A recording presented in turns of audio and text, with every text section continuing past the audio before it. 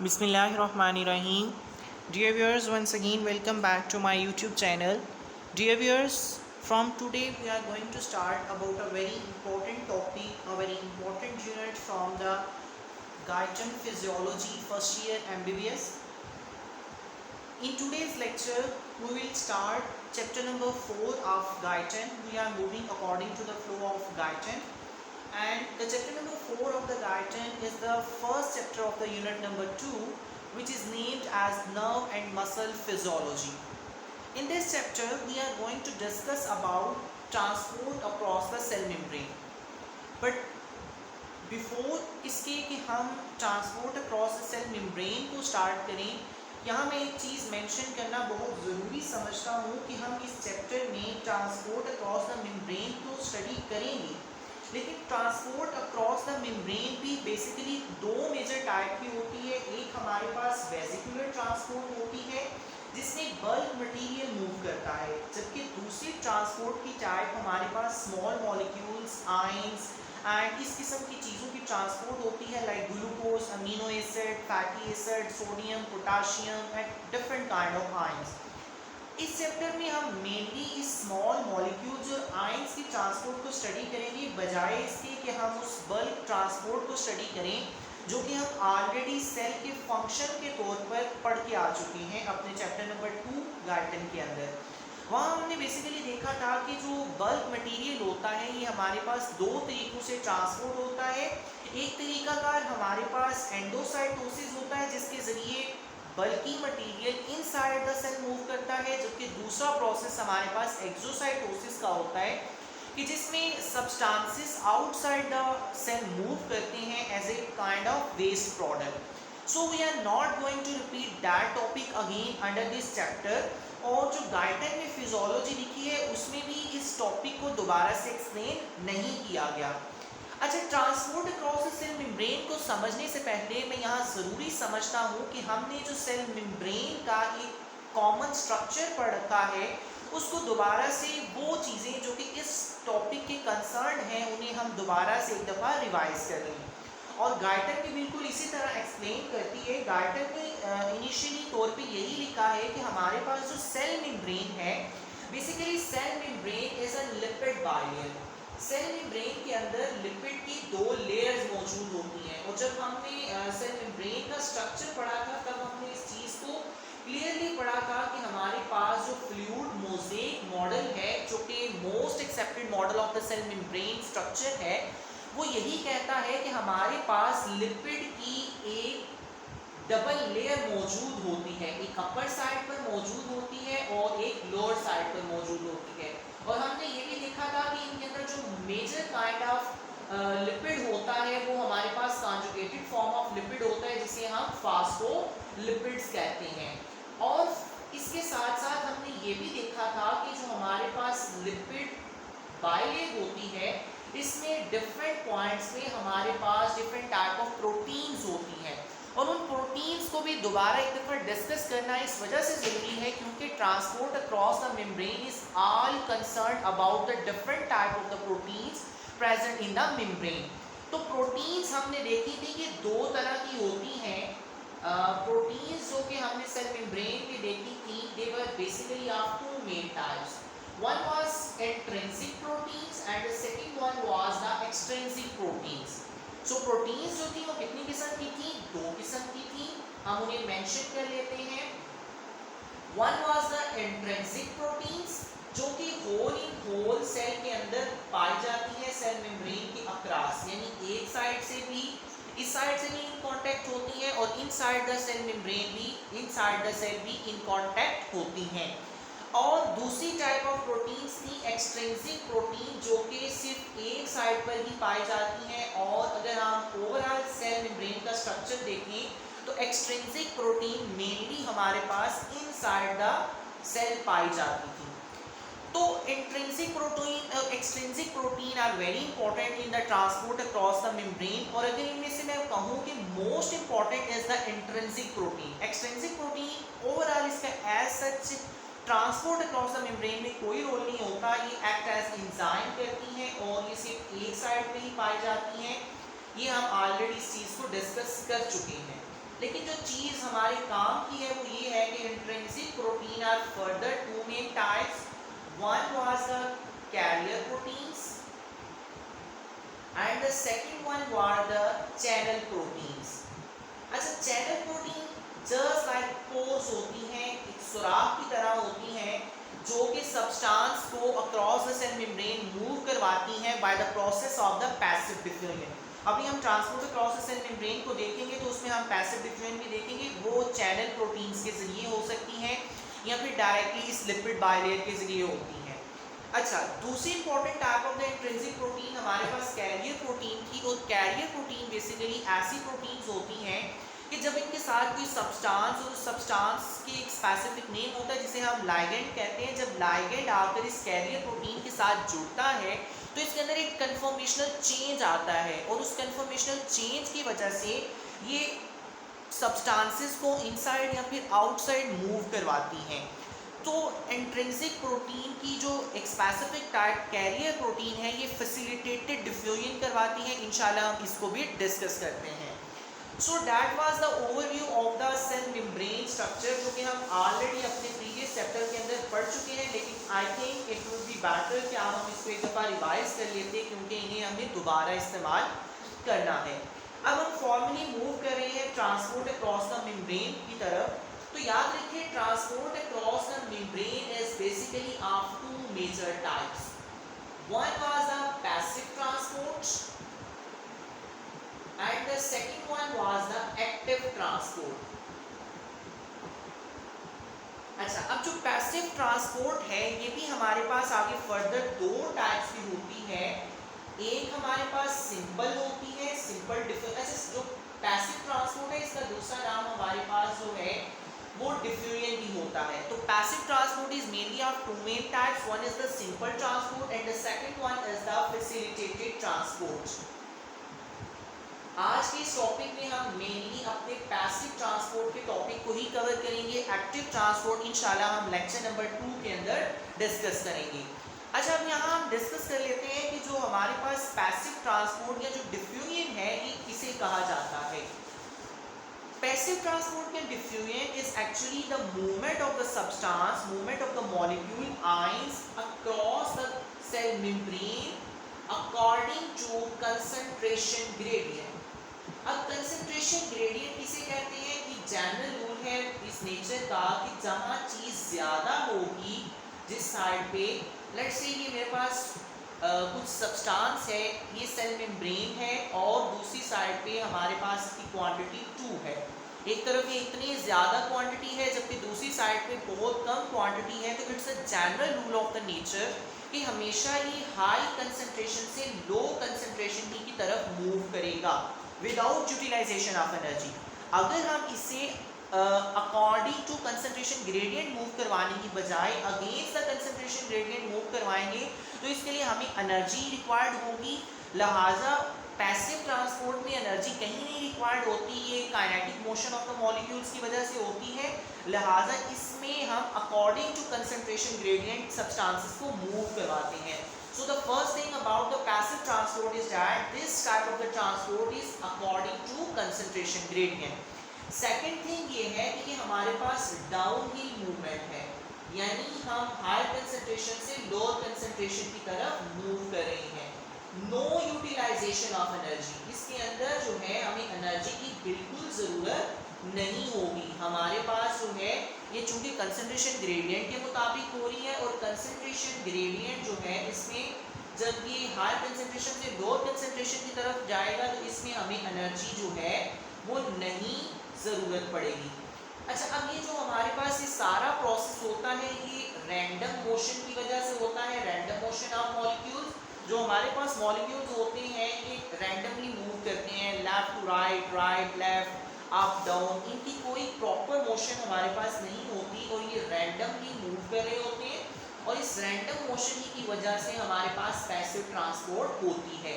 और पांचवी इंपॉर्टेंट चीज़ जो कि इस पैसिव ट्रांसपोर्ट के बारे में हमने याद रखनी है वो ये है it is due to the kinetic motion of the molecules. के मॉलिक्यूल जो है वो काइनेटिक एनर्जी की वजह से एक जगह से दूसरी जगह मूव करते हैं और इसी काइनेटिक मोशन की वजह से ही ये पैसिव ट्रांसपोर्ट होती है.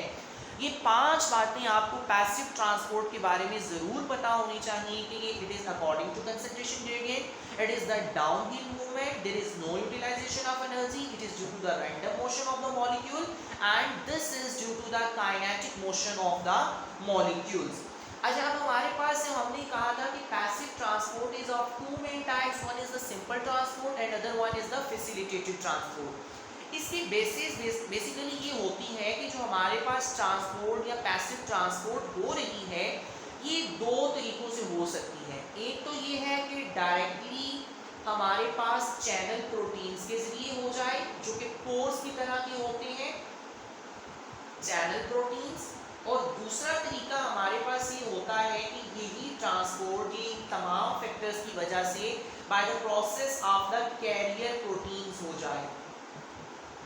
तो दो तरीके होते हैं हमारे पास इस पैसिव ट्रांसपोर्ट के। एक तो ये होता है कि चैनल प्रोटीन यानी जो हमारे पास सेल मेम्ब्रेन के अंदर पोर्स हैं उन पोर्स की वजह से अगर हमारे पास ट्रांसपोर्ट होगी तो उन इसे हम सिंपल ट्रांसपोर्ट या सिंपल डिफ्यूजन कहेंगे, और अगर कैरियर प्रोटीन्स की वजह से होगी तो ये फैसिलिटेटेड डिफ्यूजन कहेंगे। अच्छा, जो कैरियर प्रोटीन्स होती हैं ये याद रखिए हमारे पास प्रोटीन्स जो हैं ये कुछ इस तरह इनका स्ट्रक्चर होता है। Let's say this is the carrier protein. इनका फंक्शन कुछ ये होता है कि जब भी कोई सब्सटेंस जो कि हम आगे जाके पढ़ेंगे, let's say this is the ligand. Ligand basically कोई भी केमिकल हो सकता है जो कि स्टिमुलेट कर सकता है the process of the transport. ये जब लाइगैंड आकर इस कैरियर प्रोटीन के अंदर इसके साथ अटैच होता है तो इसके अंदर कन्फर्मेशनल चेंज आता है, और इस कन्फर्मेशनल चेंज की वजह से पहले यहाँ से कोई चीज़ हावी होगी, ये कैरियर प्रोटीन के साथ अटैच हो गई। अब इस कैरियर प्रोटीन का काम ये है कि इस अटैच्ड सब्सटेंस या लाइगैंड को इनसाइड द सेल किस तरह मूव करवाएगी कि पहले अपने इस स्ट्रक्चर को चेंज करेगी और जो सब्सटेंस बाहर वाली साइड पे अटैच हुआ था इसे अंदर वाली साइड पे मूव करवा लेगी। So that is the whole process with which the facilitated diffusion take place. Carrier proteins basically इसके साथ जब कोई सब्सटेंस कोई लाइगैंड आकर जुड़ता है तो ये लाइगैंड की अटैचमेंट की वजह से इनके अंदर एक कन्फर्मेशनल चेंज आता है, और वो कन्फर्मेशनल चेंज जो है सब्सटेंस को इनसाइड और आउटसाइड मूव करवा देता है विद रिस्पेक्ट टू कि उसकी कंसंट्रेशन कहाँ ज़्यादा है और कहाँ कम है। So that was the basic overview of the passive transport. So हम एक दफ़ा इस सारे टॉपिक को रिवाइज कर लेते हैं। Passive transport is a type of the transport which take place according to the concentration gradient. It is a downhill movement which require no utilization of energy and it take place due to the random motion and the kinetic motion of the molecules. The passive transport can be further classified into the simple transport, simple passive transport and the facilitated passive transport. And the passive transport is also known as the diffusion. Therefore, we can say that it is a simple diffusion and this is the facilitated diffusion. And if the diffusion take place due to the movement of the molecule across the channel proteins or the lipid bilayer, then it is called as a simple passive transport. And if the passive transport occurs through the carrier proteins with the help of the carrier proteins, in which when a substance binds with the protein and a conformational change occurs in the protein which causes the movement of the molecules from inside to outside or outside to inside respective to the concentration gradient, then this will be called as the facilitated transport. अब हम last में discuss कर लेते हैं simple passive transport की कुछ example और facilitated transport की कुछ एग्जांपल। अच्छा, तो जो लिपिड सॉल्युबल सब्सटेंसेस होंगे like carbon dioxide, oxygen, alcohol, ये सारे के सारे पोर्स के जरिए या लिपिड बाइलेयर के जरिए गुजर जाएंगे, इन्हें किसी प्रोटीन्स की मदद की ज़रूरत नहीं है। लेकिन फैसिलिटेटेड ट्रांसपोर्ट जो है ये होती है अमीनो एसिड्स की और इसी तरह ग्लूकोज की जो ट्रांसपोर्ट होती है bye the process of the facilitated transport होती है। So that was about the passive transport. अब हम यहाँ कुछ इंपॉर्टेंट कॉन्सेप्ट्स डिस्कस करेंगे जो कि अक्सर एमसीक्यूज का या सम टाइम एसक्यूज में भी पूछ लिए जाते हैं और ये वाइवा क्वेश्चन बहुत इंपॉर्टेंट होते हैं। पहला सवाल इसमें ये है कि कौन कौन से ऐसे सब्सटेंसेस हैं जो कि लिपिड बाइलेयर के अंदर से आसानी से गुजर जाते हैं। तो the answer is very simple कि ऐसे सब्सटेंसेस जो कि लिपिड सॉल्युबल होंगे वो इजीली हमारे पास लिपिड बाइलेयर के जरिए गुजर जाएंगे। अब लिपिड सॉल्युबल सब्सटेंसेस हमारे पास कौन कौन से हैं? इसमें ऑक्सीजन आ जाता है, कार्बन डाइऑक्साइड आ जाती है, नाइट्रोजन आ जाती है, अल्कोहल आ जाती है। तो ये सब्सटेंसेस ऐसे होते हैं जो कि लिपिड सॉल्युबल होते हैं और ये इजीली लिपिड बायलेयर के जरिए गुजर जाते हैं। इसी तरह water molecule, it's not a lipid soluble substance but it has the ability to pass to the lipid bilayer. अच्छा, इसके लिए हमें एक इंपॉर्टेंट चीज़ जो यहाँ डिस्कस करनी है कि हमारे पास एक स्पेशलाइज्ड टाइप ऑफ प्रोटीन्स होती हैं जो कि स्पेशली नेफ्रॉन के अंदर पाई जाती हैं। उन प्रोटीन्स का नाम होता है एक्वापोरिन्स। क्या नाम होता है? Aquaporins. These are the specialized proteins which are present in the nephron and they are responsible for the passive diffusion of the water molecule according to the concentration gradient. अच्छा, जो एक्वापोरिन्स के अलावा water molecules lipid bilayer में से कैसे गुजरता है? It can pass just like a bullet. जिस तरह गोली जो है ये गुजर जाती है, गोली के गुजरने की दो बड़ी वजूहात होती हैं। बुलेट क्यों गुजर जाता है स्पीडली? इसकी दो वजह होती हैं। एक तो इसका जो मास है वो बहुत कम होता है, वेट कम होता है, और इसकी वेलोसिटी या जो काइनेटिक एनर्जी होती है ये बहुत ज़्यादा होती है।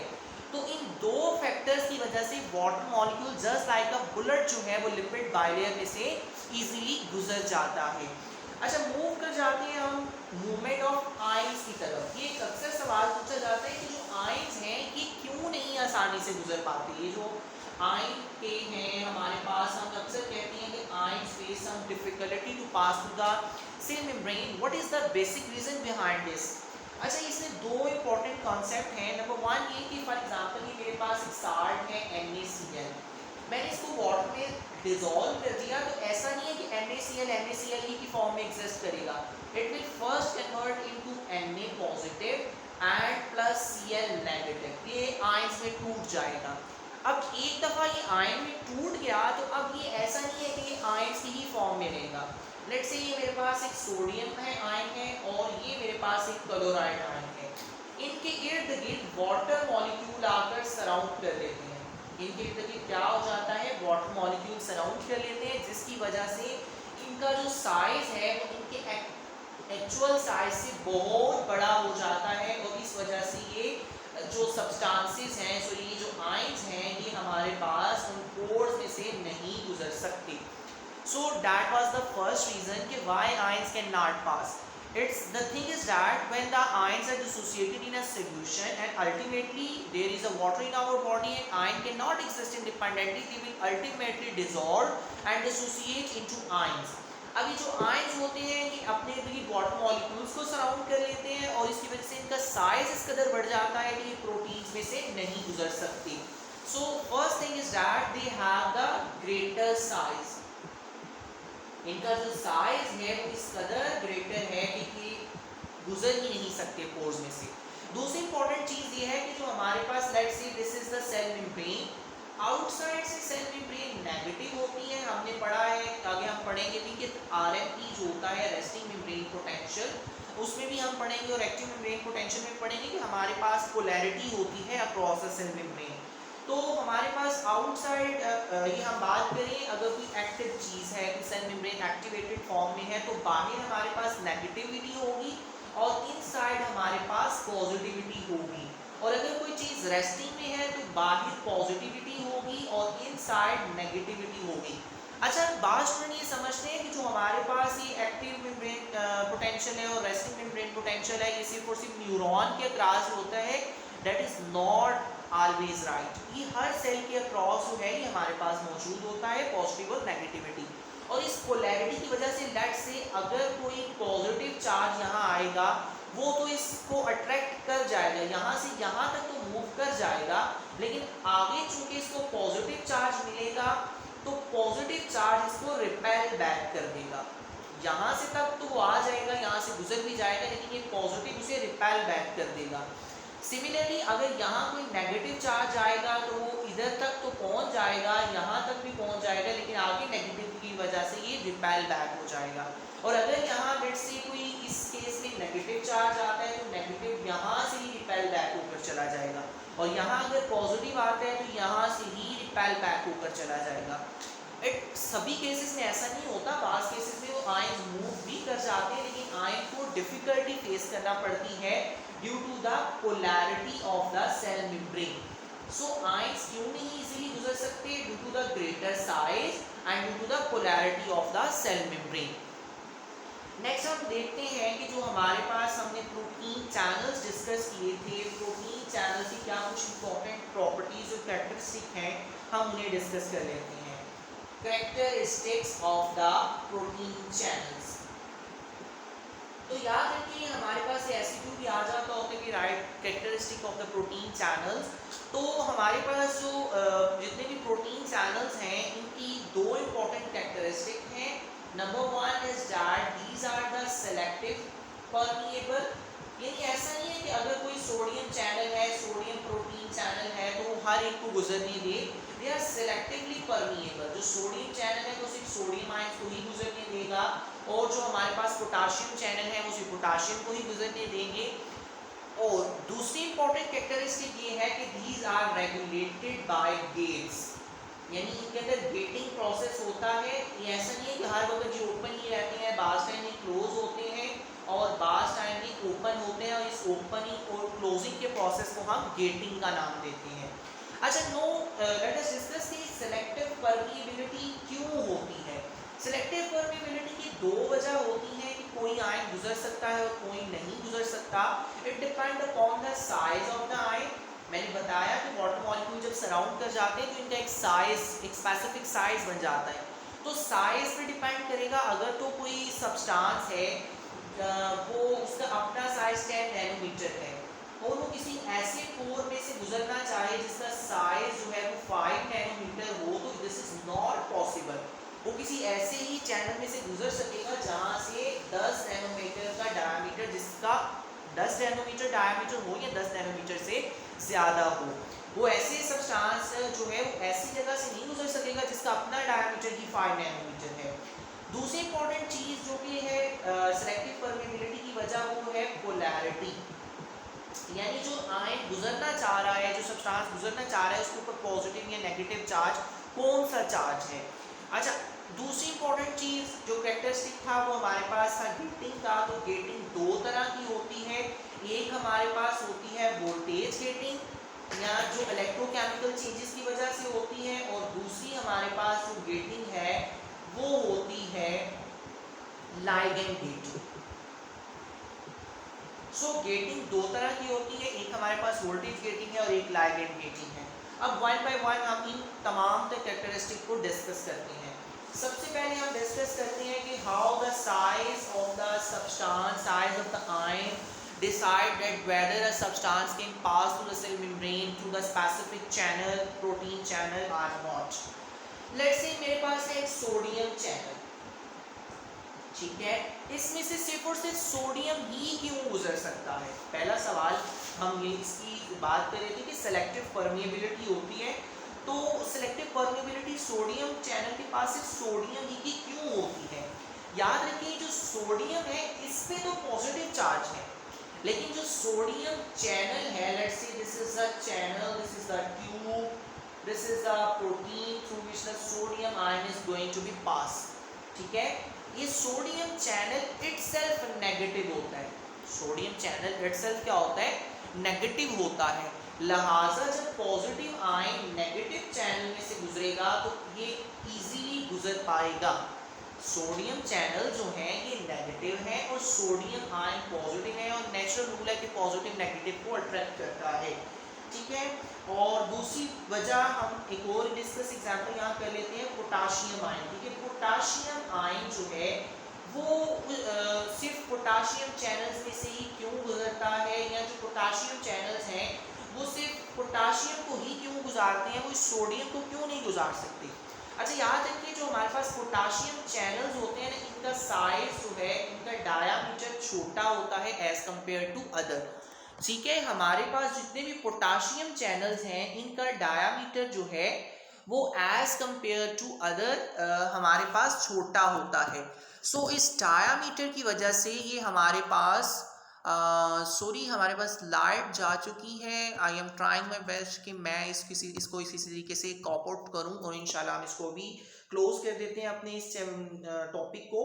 तो जो पोटाशियम का साइज है वो हमारे पास पोटाशियम चैनल्स का छोटा होता है, इस वजह से पोटाशियम आयंस का साइज भी छोटा है और पोटाशियम चैनल का साइज भी छोटा है। तो पोटाशियम तो यहाँ से गुजर जाएगा, लेकिन सोडियम का साइज चूंकि पोटाशियम आयन की निस्बत बड़ा होता है, तो जैसे मैंने पहले डिस्कस किया था कि हमारे पास स्मॉलर जो चैनल है वो किसी लार्जर आयन को नहीं गुजरने दे सकता। So that is the reason कि सोडियम आयन तो इसमें से नहीं गुजर सकता, लेकिन हमारे पास जो पोटाशियम आयन है इसका साइज छोटा है तो ये गुजर सकता है।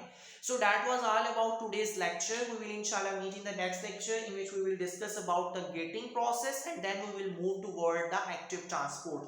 So keep in contact. अपना रखिएगा ख्याल, तब तक के लिए अल्लाह हाफिज।